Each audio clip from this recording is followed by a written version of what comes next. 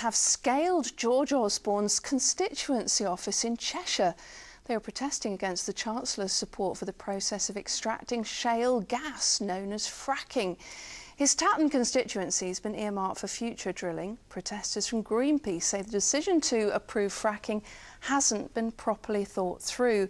And to make their point, they set up a mock drilling operation on the village green in Knutsford.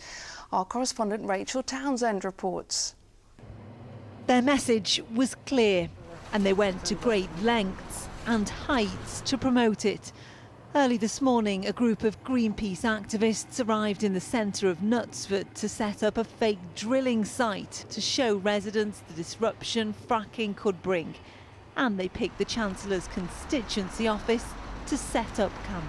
George Osborne has been trying to say that it's going to bring down energy bills, when that's not the case. The energy regulator Ofgem and even the Energy Secretary of State himself have all said this isn't going to bring down energy bills. So it's looking like a lot of pain for very little gain for the people of Tatton, when what we could be doing, investing in carbon-free sources of energy, which would be cleaner, safer and cheaper over time. Fracking uses high-pressured chemicals to force the rocks underground to crack and break. Then shale gas is released and pumped to the surface. Greenpeace say they've surveyed hundreds of people in Tatton and the vast majority don't want fracking to take place on their doorstep.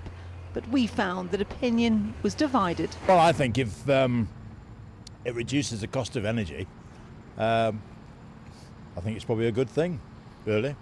I'll probably be talking out of turn and somebody will probably say to me, what are you saying that for? But I don't know. It's progress. Well, I've just come from Texas and there's lots of fracking going on there, but it's out in the middle of the country, so it doesn't bother people. I don't think I'd like it in the city. I mean, it'd be lovely to have cheap energy, but not if it destroys what you've got. No one from George Osborne's office was available for comment today, but various fracking companies confirmed that licences for gas exploration in the area have been issued.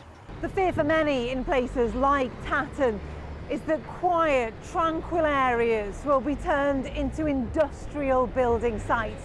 Not only that, but lorries and gas transporters will be driving right through village centres.